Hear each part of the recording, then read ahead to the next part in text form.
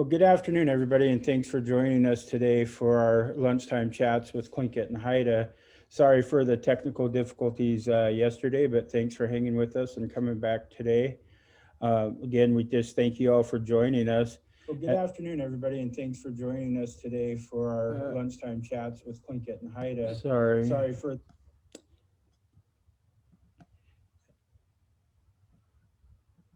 Anyhow, my name is Richard Peterson, and I serve as the president of Tlingit Haida.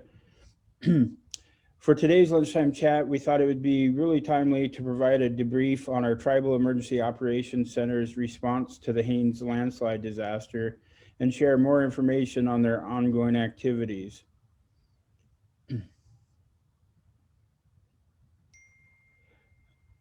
Before we begin today, I want to take a moment of silence to acknowledge the passing of two of our tribal citizens, longtime delegate George Nelson of Angoon and our current delegate Ron Malott of Anchorage.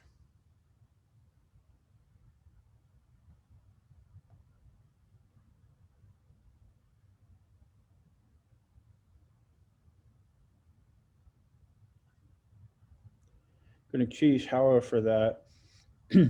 With the announcement of the search suspended in Haines, we also want to send our heartfelt condolences to the community and family and friends of Janae Larson and David Simmons.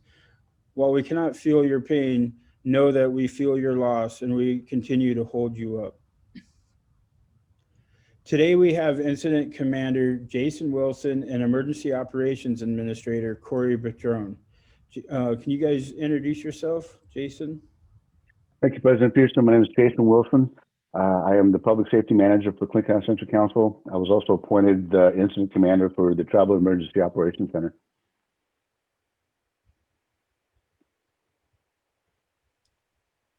Corey. Thank you, President Peterson. My name is Corey Padron. I'm the Emergency Operations Administrator. I do the emergency management functions at the Office of Emergency Management and Tribal Emergency Operations Center for the tribe. Great, thank you guys. Jason, before we begin, can you give us a brief overview of the Tribal Emergency Operations Center and what its mission and objectives are? Thank you, President Pearson. Absolutely. So the Tribal Emergency Operations Center was created as a regional hub for Tlingit Haida's response to the coronavirus. It houses the Tribal Office of Emergency Management as well as the Logistics Warehouse and Operations team. This location gives us the space, the tools, the technology necessary to stay in communications with our partner tribal communities, as well as monitor the coronavirus throughout the United States and Alaska and then here in Juneau. The mission of the TOC is to safeguard the health and well-being of Tlingit Haida employees, tribal citizens, communities, and neighbors. There's 4 objectives with the TOC. One is to slow and stop the spread of the coronavirus 2019. Second is take actions to bridge the gap between supplies and our tribal consumers. And that in the event that our tribal supply or the food supply is kind of interrupted. Third is to mitigate the economic impact of Tlingit Haida and its employees from COVID-19 pandemic.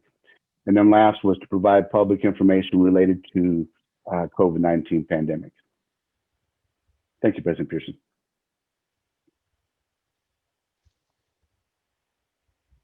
When we learned of the landslides that occurred in Haines, our Tribal Emergency Operations Center immediately took action and called an emergency meeting to determine what exactly the tribe's role would be to respond to the disaster.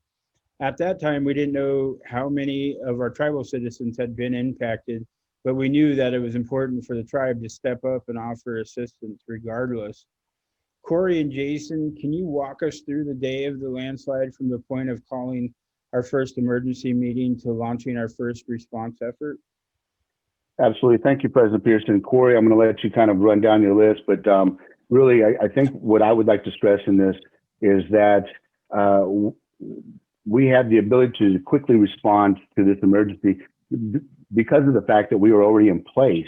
We were up and running and dealing with COVID-19 and dealing with this emergency that we're dealing with on hand allowed us to quickly respond to this emergency. I'm extremely happy with the way we responded. And I'm going to let Corey kind of run down through the timeline on that response and what we did and who we did it with.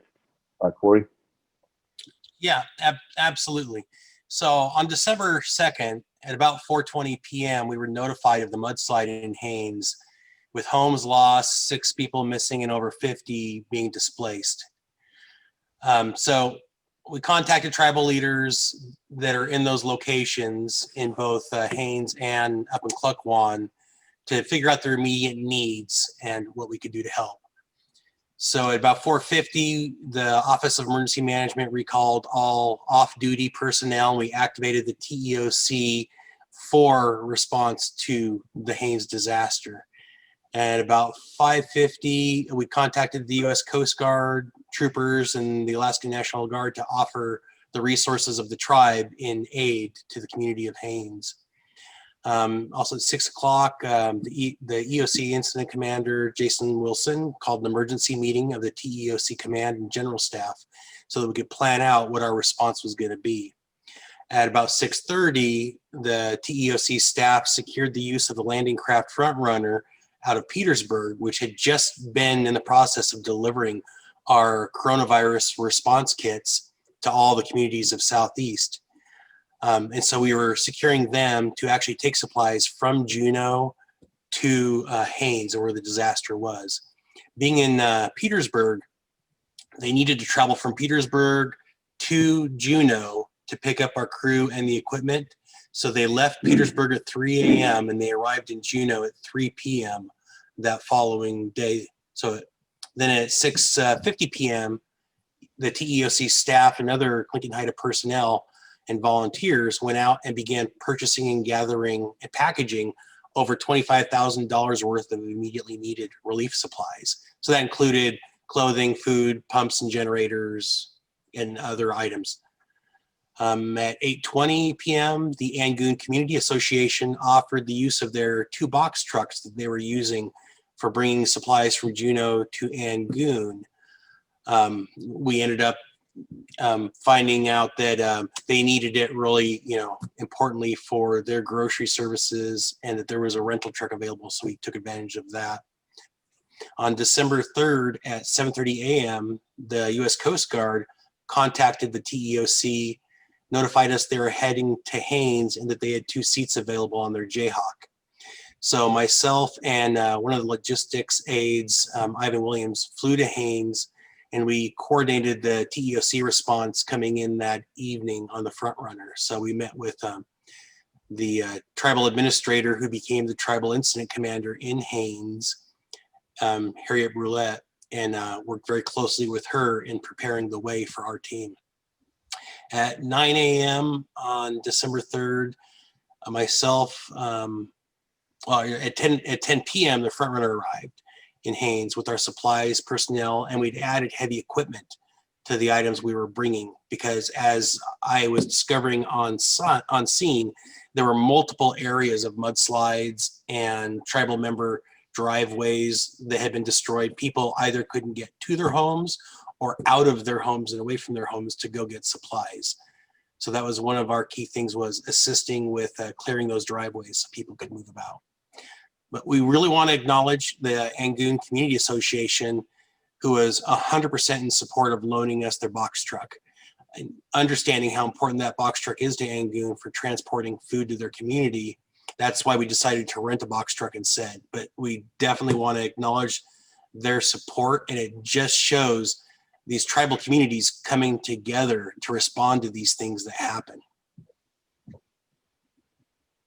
Yeah, I think that's really great to point that out, that we're not able to do this in a vacuum. It's the support of our other communities that we're building this network. Corey, you mentioned a little bit, but maybe you can expand on what kind of aid in terms of equipment and supplies we were able to provide to Haines. Yeah, absolutely. So we had clothing, bedding, shelters, toiletry kits, equipment such as a front loader. We had the shelters were large, 40 foot by 12 foot by 16 foot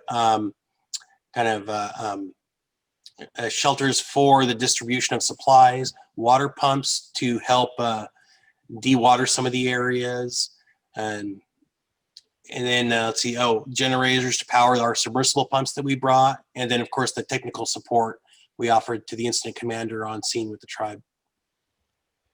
Maybe Corey, you can talk a little bit about how exactly the TEOC was able to mobilize transportation so quickly. Yeah, absolutely. One of the great things, it's a mixed blessing really with the coronavirus in full swing and our active full-time response to that. We had the staff in place. Tlingit Haida Central Council had hired full-time staff members, including myself, administrative assistants, and then we had the other support of other staff members existing in Central Council. And so they were already there, ready to respond. We had built up a group of close contacts in the emergency response network. We've been working with the landing craft, the front runner already. We had a partnership with Airlift Northwest, who offered to make their aircrafts and pilots available to transport TEOC personnel and emergency response supplies. And we had the Coast Guard, who was offering to get boots on the ground early. And of course, I mean, the dedicated staff here at the TEOC Logistics that had been working on those coronavirus response kits, everybody was in place. They literally just left the office and were more than willing to come right back. Yeah, that was really exciting to see, very heartening for me as president of Tlingit Haida. I also know like local airlines like Seaplanes stepped up and were offering free freight services and trying to also do their part. So it's really great to see, you know, just the community come together in that. Jason and Corey, can you maybe just talk a little bit about what role Tlingit Haida played in responding to this? Thank you, President Pearson. Really, it's our position as Tlingit Haida to not kind of go into any community and dictate to any community what we think needs to happen. We sent, with Corey going over to Haines, really acted as an advisor to the Chilkat Indian incident commander and assisted with the communications between the CIA and various agencies involved. Corey, you want to go over the rest of that?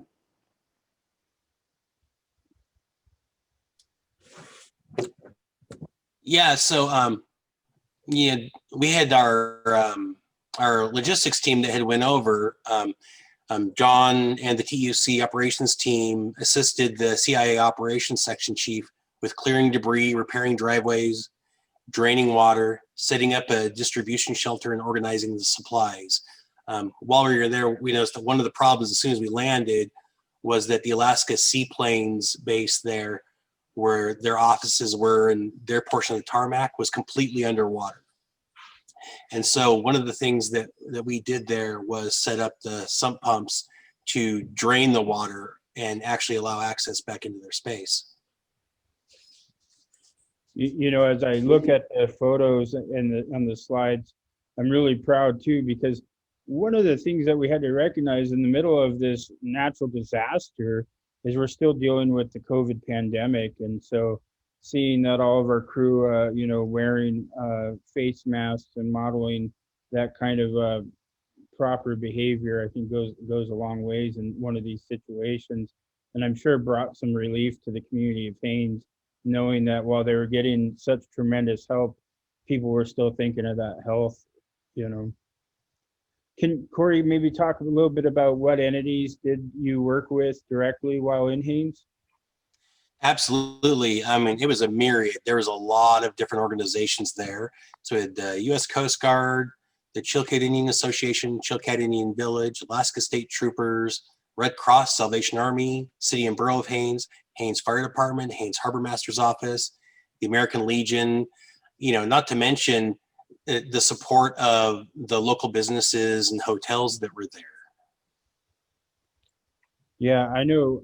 Even myself, I talked to, you know, folks from the Red Cross, from Borough. People, you know, were very willing to step up. It's very exciting, really exciting to see us establish those partnerships and leverage them to offer the aid. I was really excited about that.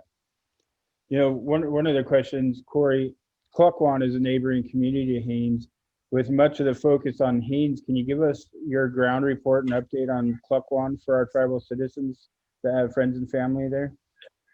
Yeah, absolutely. So I contacted Cluckwan shortly after talking with CIA. The Chilkat Indian village reported no local damage and only slides on the highway. While I was in Haines, we drove up to Cluckwan, and we had to go over several mudslides that were literally feet above the ground, above the highway, going across. Once we got through there to the community, Cluckwan looked very good. The roads to Cluckwan were not so good, but the actual community was in really good shape.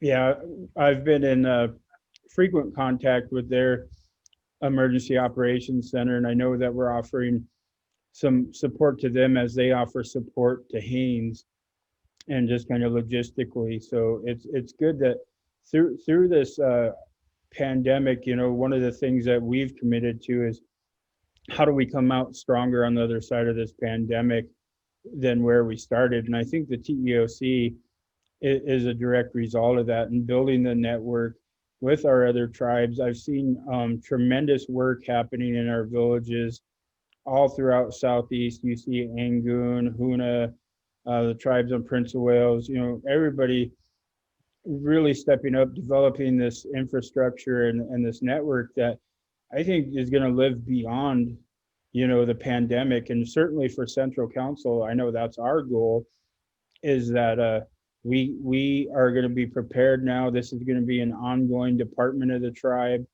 beyond the pandemic. We're going to build this capacity to be able to offer services, resources. We bought a building. Well, I'm sure we'll talk more about that, but we're going to continue to build on this, and hopefully, you know, God forbid, when these things happen, we're ready, just like we were here, to deploy and offer that support. I'm really excited about that. Maybe Corey, you can talk a little bit about what support, how did we support Chilkoot Indian Association? Yeah, so my role in supporting the CIA was to assist with the establishment of their Tribal Emergency Operations Center. So helping them set up their incident command, the public information officer, safety and planning, operations, logistics, and finance. So it was educating them about how the incident command system works and what working with the borough in a unified command would look like. That's great. Corey, can you elaborate and talk about what a unified command system is and the importance of this emergency response structure? Yeah, absolutely. While I was in Saxman and Ketchikan area, I did the same thing at the beginning of the coronavirus pandemic, where I worked representing Saxman as their emergency manager and worked in the unified command with the Ketchikan Gateway Borough. So unified command is the practice of two incident commanders from overlapping jurisdiction working together towards a common goal. There can be many incident commanders in unified command, but usually one is chosen to be the spokesperson. The purpose is to work from a single set of objectives and to collaborate on the tactics to meet those objectives. This will help reduce redundancies and duplication of effort, so you can streamline your processes.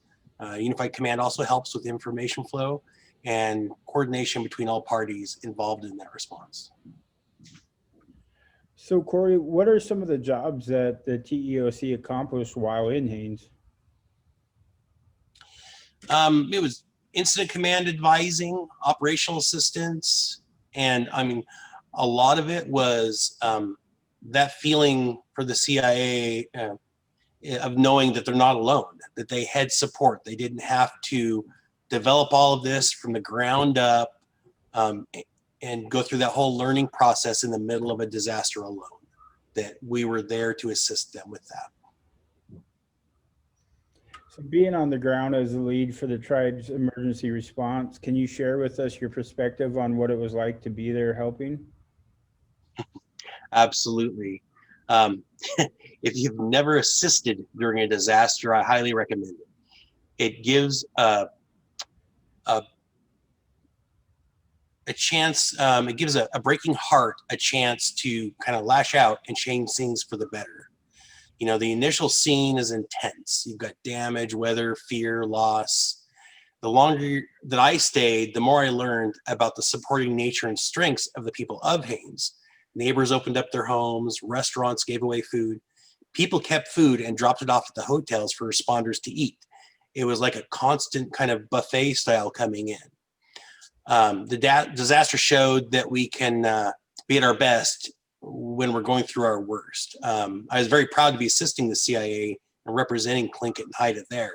So it was from everybody on the team. It was a big feeling of pride to be on the ground there. That's incredible. You know, I didn't get to go up there with you folks, but I certainly felt it. You know, seeing the photos, seeing the our communications put out updates. It was really great to know that during this incredibly traumatic and hard time for the community of Haines, that we were able to offer some support and to hold each other up. And one of the things is, you know, Haines is a very strong and resilient community, like many of ours here in Southeast, and have the capacity to accomplish a lot. But this is something that's just mind-boggling that happened, that's beyond what you can anticipate. And having, I think, not only Tlingit Haida, but other tribes and just so many other agencies step up, show their hearts, and do the work is just a really great thing to see. I'll put this to both you, Jason and Corey. I guess reflecting back on our response, what did the TOC learn from this experience? Thank you, President Pearson.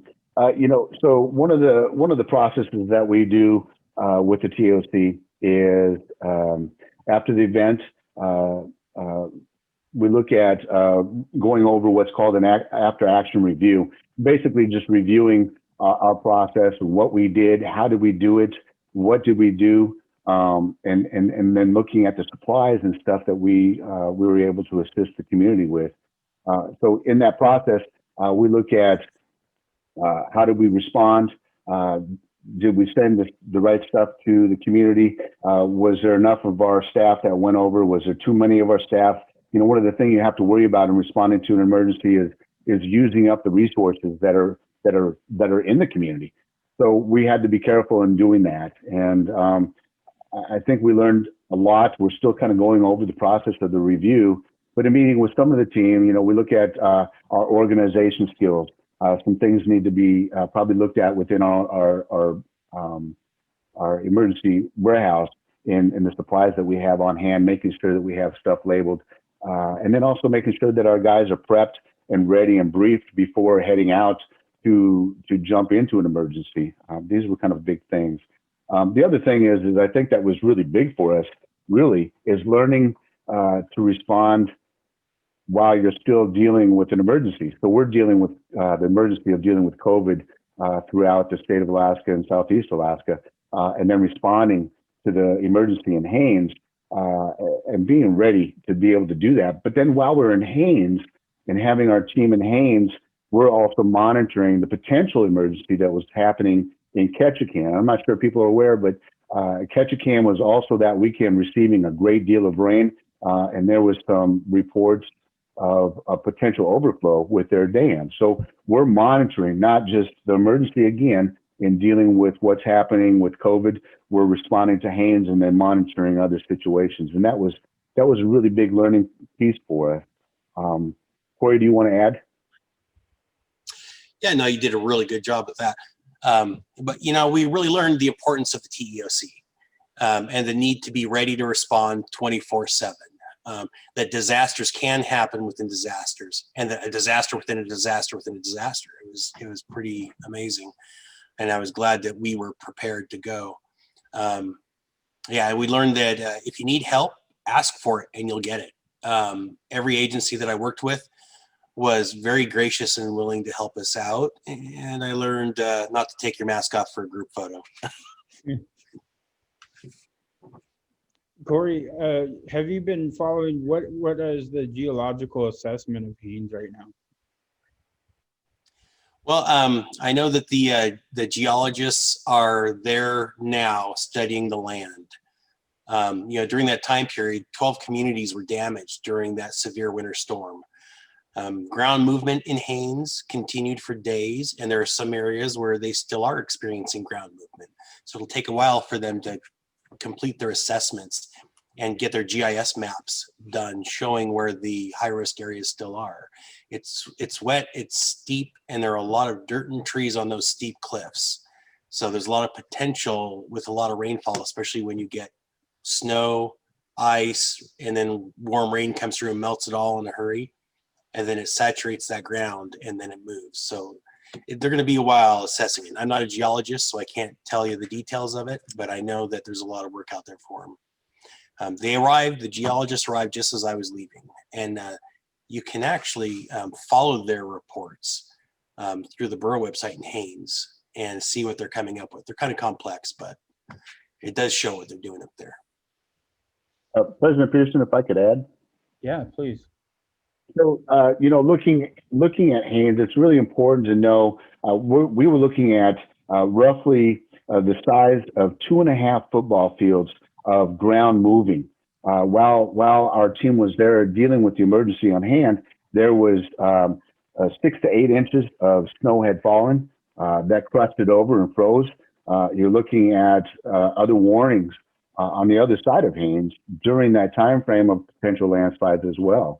That community is still saturated. We're looking at, we've been looking at rain almost every day in the forecast. So there's still, some dangers that we're dealing with and looking at in Haines, especially with the continued rainfall.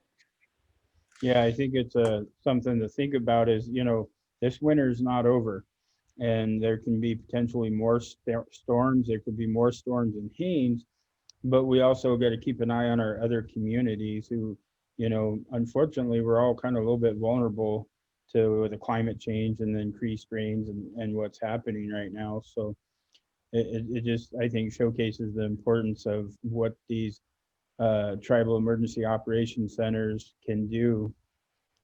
So one of the questions we get is kind of like, what's happening next? Where are we at now? So, as with all emergency responses, there are several phases. What are the next phases of response, and what is the current situation of Haines? Thank you, President. Oh, go ahead, Corey. Oh, I was just going to talk about, last, 50 people remain displaced, 4 homes destroyed, sadly, 2 lives lost, and many, many houses damaged by the flooding and all that road erosion. So ideally, you go through mitigation, preparedness, response, and recovery. So here we're starting out at response, right? And so now we're just starting to transition into recovery mode is the next phase. So trying to get things back to normal. So the entire recovery process could take years. And then once you've got recovery, and even during recovery, you start on mitigation, which is the process of predicting a hazard and taking actions to prevent that real hazard from actually happening.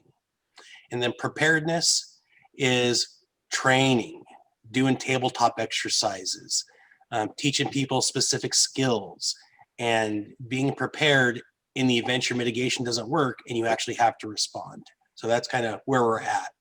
So Corey, you said tabletop exercises. For the layman who's not in emergency response like me, what does that mean? What is a tabletop? So like the last tabletop exercise I ran, you take a map of the area, and there are various ways you can do it. But you take a map of the area, you show, the area involved, and you come up with scenarios. You're playing out the scenario as it happens. So dam failure here, what's the first thing that you do? And you talk about communications, you talk about movement of personnel, and you go through the process. Okay, now the water is flooded this way and these houses have to be evacuated. So who's going to do that? And it's a step-by-step process to go through an entire mock disaster, but in the comfort of an office, so that you can take notes and know how to do further preparedness of personnel and training in the future. Great, thanks for that, helping me understand. Um, with the weather shifting from rain to snow, will this slow the efforts to repair roads in Haines? I know the road crews, while I was there, were working from dawn to dusk in all weather. They're plowing roads, rebuilding roads at the same time. Snow and ice, was falling. Sleet was coming down. It would turn to rain. It was super cold, and those guys did not stop. They were pretty stubborn at their response, and that was a really cool thing to see. So yeah, snow and ice will slow things down, but I can see that Haynes is determined to get through it and not stop until they're back to where they need to be. Yeah, I could only imagine. Jason, the power of social media really aided us in our mission to help Haines. What is the status of our fundraising efforts to support the community of Haines? Thank you, President Pearson. I guess I can't really stress how what a awesome feeling it is to actually get to see this. And I know a lot of people don't get to see what actually happens, but the outpouring for assistance for the community has been amazing. To date, Tlingit Haida has received over 550 monetary donations, totaling more than 44,000 for the community of Haines. Again, just shows the strength of our region. It shows the familyness of Southeast Alaska. Just amazing to me. I'm hoping that people will see our post on social media and continue to donate. We have, again, going back to the different phases, there is so much that needs to happen for this community. Driveways have been eroded where people are not able to get into their houses. Water has seeped into many homes. The sheetrock, the flooring has been wet, which means there's the threat of mold. So there's going to be needs for finances to assist many of our people. We have had a large outpouring from the news medias and doing interviews with our staff to get the word out has absolutely been amazing. We really want to say thank you to Southeast Alaska and really the United States, because we've been receiving donations from all over the place. Thank you, President Pearson. You bet. And it has been phenomenal to see. I think I just got an update from our CFO. We've raised over $52,000 right now in cash. I think that's a really tremendous showing, because right now we are in a pandemic. So many people have been impacted or out of work, and yet you can still see this outpouring of love and support. And it continues even today. Just this morning, we received another fairly large donation, and we really want to acknowledge the support of IBEW, who just today presented us with a 5,000 donation to the Haines Relief Fund. So big Gunakshish Hawa to them for their support. That's again shows communities supporting communities and giving back in a way, because it impacts us all, and whether it's Haines or whatever community is, we're all tied together. We all are interreliant on each other, and so to see this outpouring of love and support really lifts you up during this time, I think, and for me it certainly does. I've felt just incredibly encouraged by what I've seen in the outpouring of love and support. Tlingit Haida has taken a big step forward, but in this relief. But I don't want to discount. So many others are doing the same thing. Individuals, families, groups. I've seen on social media where they are also fundraising and doing GoFundMe's and loading, cargo vans up with supplies. And Jason, you touched on this. They're a long ways from being whole in Haines. This is going to unfortunately be something they're dealing with for a while. They're going to return back to some normalcy, I have no doubt. But homes were flooded. They're going to see mold. They're going to see other damage and stuff that they're having to deal with, and so many people being displaced. So, I'm just incredibly uplifted by, President Pearson? yeah, I'm sorry, sir. I think it's also important to let those people know that are donating and have donated that 100% of the monies that we receive are going directly to Haynes. We do not keep anything for operational cost or anything of that sort. As far as Tlingit Haida is concerned, we're gathering the money and then we're giving the money to the community. yeah, that's thank you for sharing that, Jason. That's incredibly important.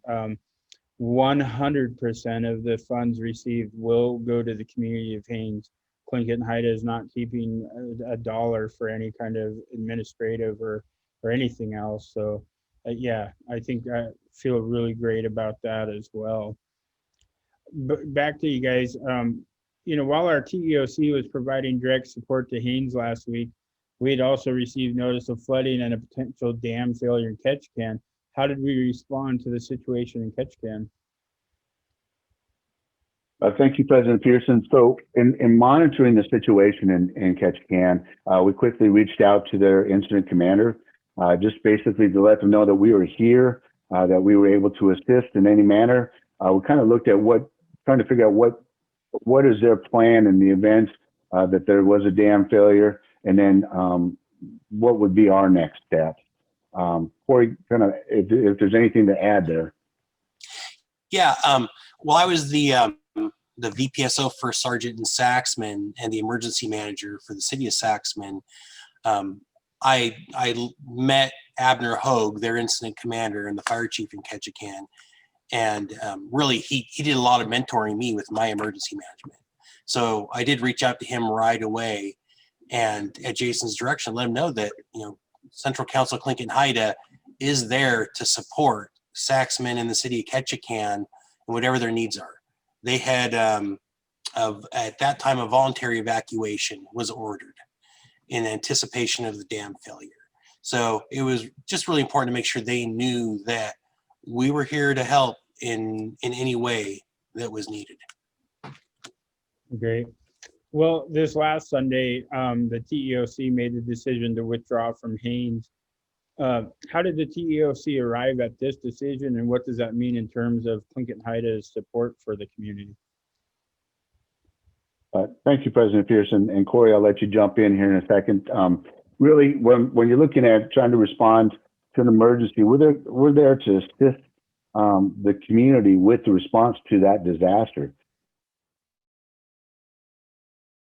It's really important that we continue to work with them. Again, going back to the resources of the community, as we weren't the only organization there. There were numerous other organizations that have participated in assisting the community. Looking back, it's really important to not exasperate the resources that they have.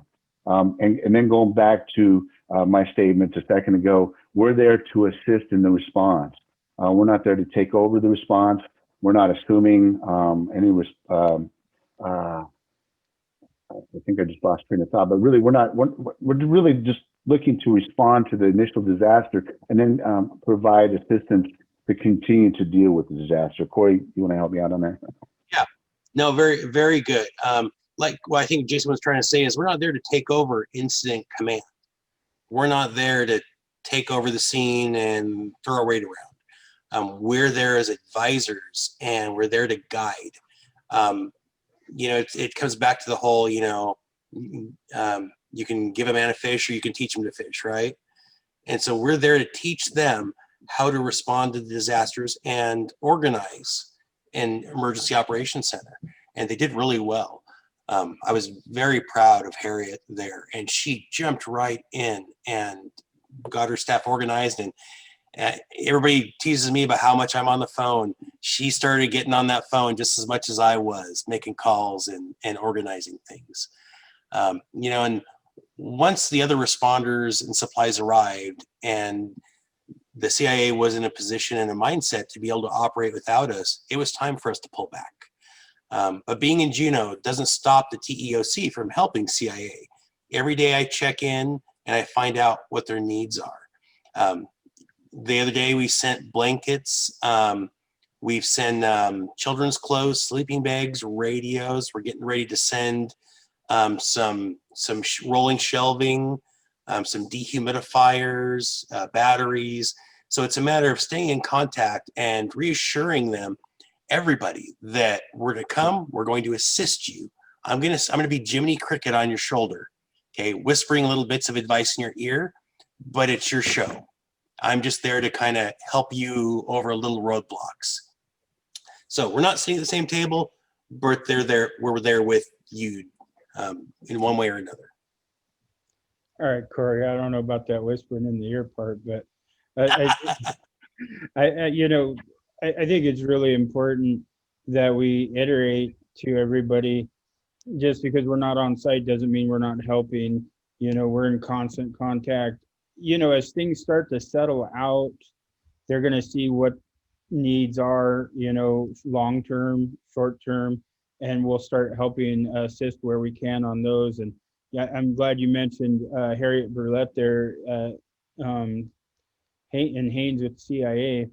She's been in constant contact. She's updating us on what the current needs are, and they're doing a phenomenal job under incredible stress to really facilitate what's going on in their community. And it's important because it's their community. We can be that resource, but we don't know what they know. And so I'm excited to provide that resource and to be there. The TEOC was born out of a need for the tribe to have organized response to the coronavirus pandemic. Jason, Corey, how will the TEOC operate post-pandemic? Thank you, President Pearson. Really, one of the really exciting things that's come out of this, and it's kind of that double-edged sword, is we're dealing with emergencies and there's a lot of hardship involved, but there's a lot of positives that are coming out of this. And one of the big positives in my mind is looking at the commitment that leadership with Tlingit Haida Central Council has made to keeping the TEOC going beyond this, and the ability to respond to all emergencies throughout Southeast Alaska in the future. I think it's just amazing. As you can see, the commitment to purchase this warehouse building as our emergency operations center. You can see the different bays. We have all these different bays are filled with different supplies that we're able to respond in the future with. And as we keep moving forward, we're going to be able to continue to gather supplies to respond to emergencies. Really very exciting times for us at this point. Corey, if you want to add. Yeah, I look forward as we all get our feet under us in Southeast Alaska in dealing with the coronavirus. The next step for the TEOC, and in particular the Office of Emergency Management, which is where you find the TEOC, will be to assist tribal communities with creating disaster plans, helping them build relationships with professional responder agencies. We'll work with communities on finding disaster grants and acquiring disaster supplies. We'll be organizing a regional community emergency response team and offering preparedness classes in communities. It's our plan to continue to prepare for the worst. Yeah, it's a strange thing, obviously we don't want disasters. We don't want to be in a pandemic, but it's really thrilling to be prepared, to be able to quickly respond to these issues. And again, we have very strong and resilient communities.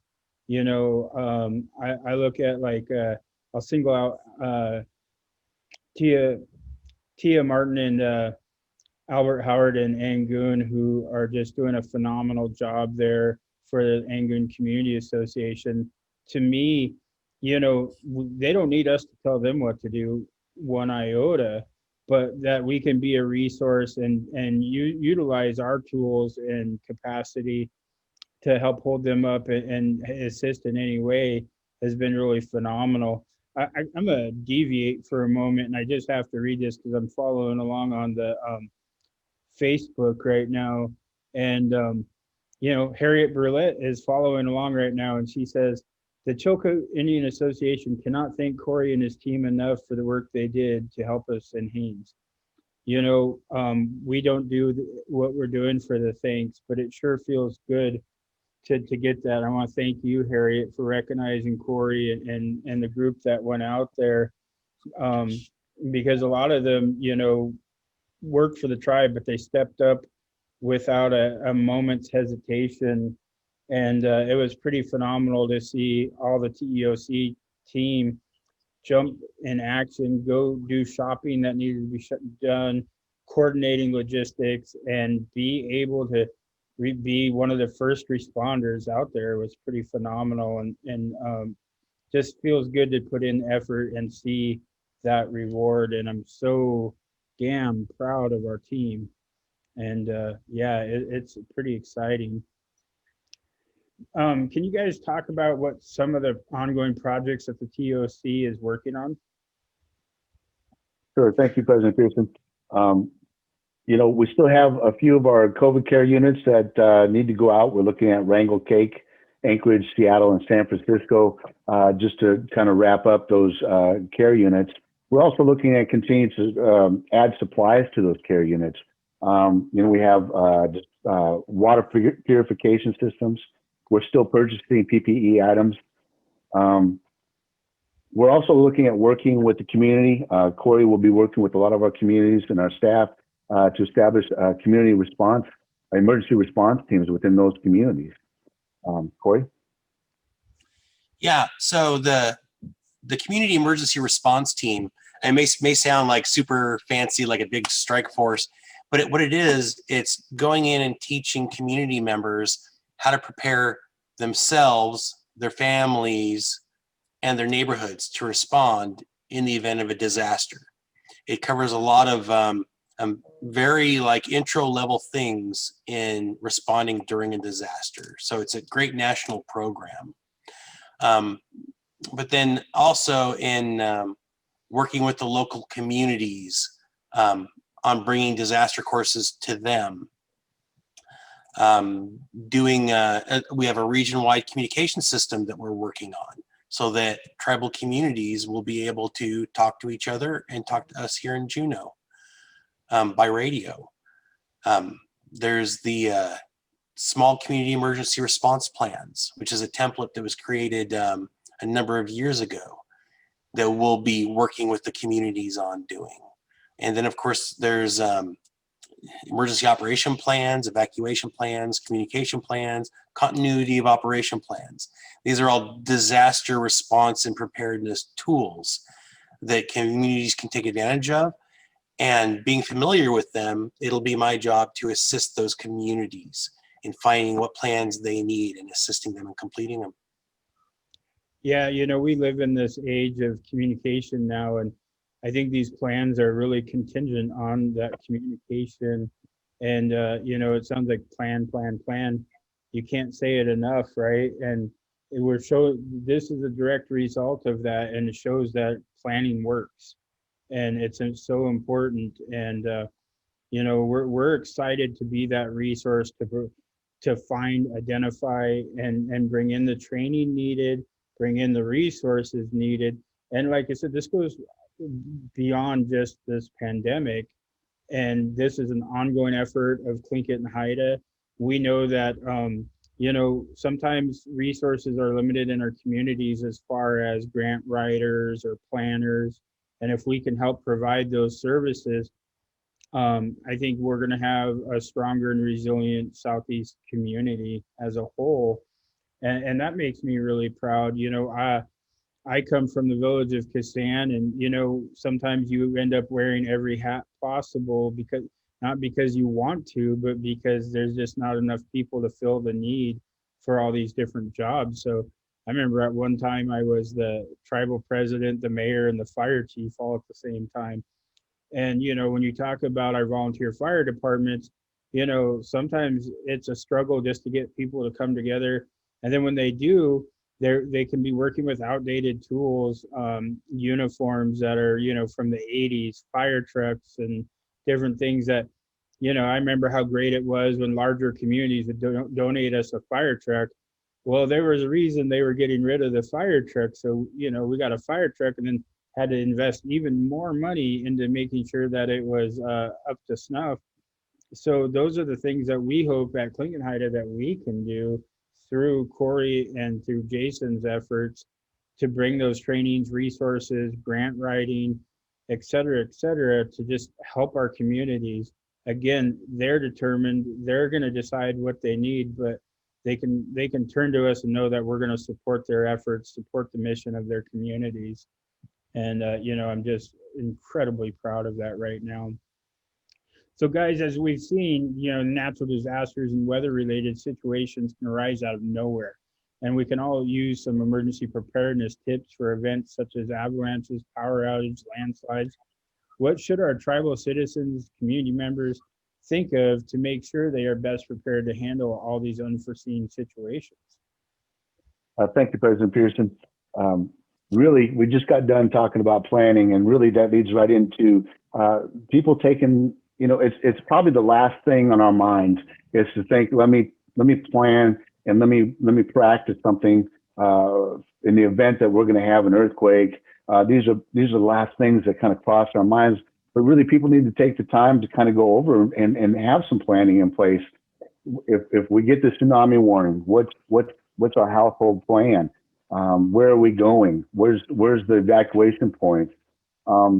Having a food supply on hand is really important, and we don't think about that. But we're also fortunate in Southeast Alaska with subsistence food that we have. Eating and storing our food is a lot of people have an abundance of that, but making sure that we have at least 7 days worth of food for each person is really kind of an important thing. Making sure we have a supply of medicine and clothing are all really important. That kind of makes sure that we have, going into the winter months, we know we're going to be dealing with certain things. It's going to be hard to get into our communities. Making sure we have those medications is really important. But as we saw with Haynes, really important. I don't know if people recognize this very much, but just 3 or 4 days before the emergency in Haynes, we were dealing with severe winds. If those happened at the same time, it really would have been extremely difficult for all first responders to respond to Haynes. So, and the best thing that people can do out there is make plans and take the time to work with their families to go over where's the evacuation and what are we doing. Right. That's very good. It's my my kind of thought is always be prepared to be on your own. And so on my person, I like to have on me enough to go 24 hours. In my car, I like to have enough to go 72 hours. And in my home, enough to be independent for 2 weeks. The CERT saying is disasters are inevitable, but survival is optional. So you got to choose to survive and prepare to survive. I'm sitting here kind of chuckling to myself because I feel like I owe my mom a big apology. For years, she's been talking emergency kits, having food, make sure that there's a kid in your car. She'd lecture me about that, and I'd just kind of roll my eyes. And here she was way ahead of the curve on this one. So, Mom, I'm sorry. You were right. I don't know that I've ever said that. I don't know that I've ever been wrong either, but just kidding. But I had to say that because you kind of can laugh and take it. Oh yeah, we're fine. We're gonna be fine. Something like this happens and catches you completely unawares. God forbid that your house is one that's taken out by an avalanche or a slide. How do you ever know or plan for that, right? And so, but people do, and people are concerned about those things. And so, folks like my mom, you got to take it serious. And I've learned that myself now and can admit that. So, going back to the coronavirus pandemic, we've seen some very concerning spikes in cases in Alaska and throughout the United States following Thanksgiving. Can you provide us with a situation overview of the coronavirus? Corey, you want to run through those real quick?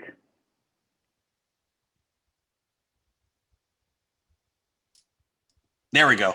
I knew I would do it at least once.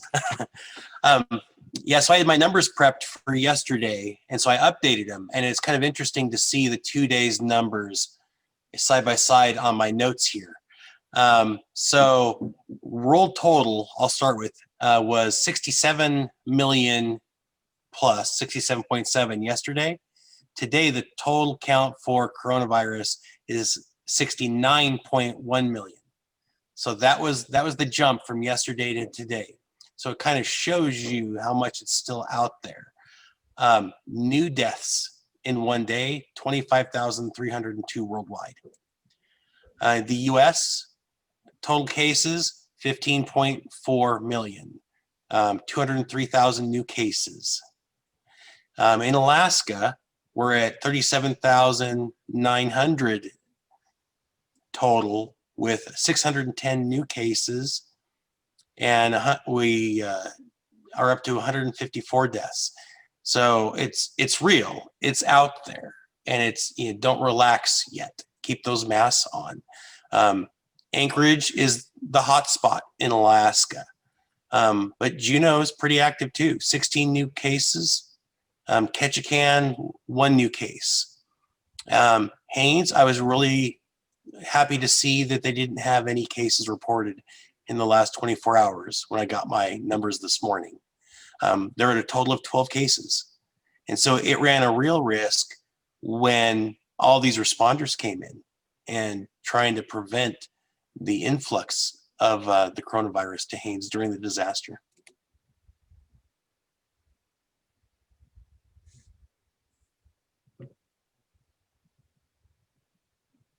Thanks for that, Corey. With a vaccination on the horizon, it's still important that we take precautions. What are some safety tips you can offer our tribal citizens through the holiday season? Thank you, President Pearson. Really, I really don't want to sound like a broken record because I know people have heard this over and over.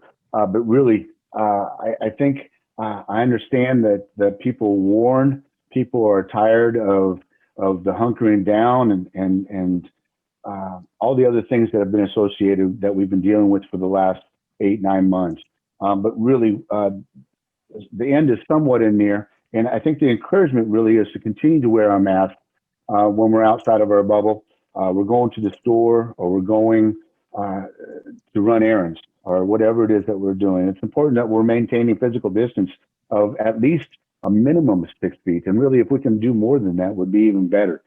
It's also the time frame that we're within that distance with those other people is really important to minimize as well. We want to continue to wash our hands, using hand sanitizer. Have a routine when you come back into your home as you're getting out of your car, wiping things down that you touched. Before you're going in the house, you're wiping the door handle. As soon as you get in the house, we're washing our hands.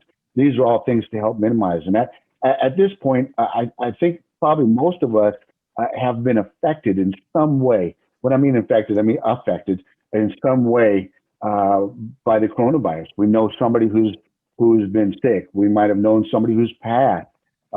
Take this serious. And then work on your mental health. It's important to try to get outside, try to get fresh air, get exercise, and continue to keep a healthy mind. Corey, do you want to go over the rest? Yeah, like Jason was saying, you know, don't give up now. Use the hand sanitizer, use your mask, clean those frequently touched surfaces, and think of what are those surfaces like the doorknobs, light switches, and handles. There's a lot of stuff that you touch regularly that you really should be touching regularly, and that'll help. The vaccines, you know, the first round of vaccines are coming out. Pfizer, 35,000 doses, Moderna, 17,000 doses. But in Alaska, last I heard, we're expecting to get 1,000 doses to start out. And those will go to those first line workers in the hospitals, the EMTs on the streets that are doing direct contacts, and some, if it makes it that far, to law enforcement. But honestly, I think most of them we're going to see going to those emergency ER workers and paramedics. So a vaccine or previous infection, it's not a guarantee of immunity. It's just another tool to go along with everything else we're doing, the physical distancing, the masks, and the hand sanitizer. Well, I serve on the Alaska Federation of Natives Board, and we had our board meeting earlier in the week, and we were joined by Dr. Zink and some of the other leading experts. One of the things that I think is really important to get across to people, even if you get that vaccine, that doesn't, and it's effective, doesn't mean you can't be a spreader. You can still be carrying the virus. You can still give it to others. So even when you get that vaccine, it's not life back to normal until we really see, the numbers crush. And so, and I get a little frustrated on this. When you talk about who's in your bubble and keeping it small, so many people I know are like, well, my bubble is with this bubble. No, that's not how it works. Then you're still just carrying on as normal, but just a little bit reduced. Your bubble needs to be your immediate household, not your household's bubble and another household's bubble and another household's bubble. It needs to be your bubble, your immediate household. So I kind of beat that one to death, and I apologize. That concludes kind of our conversation. We didn't get a lot of questions this week. I think a lot of people I'm watching have been really appreciative and supportive.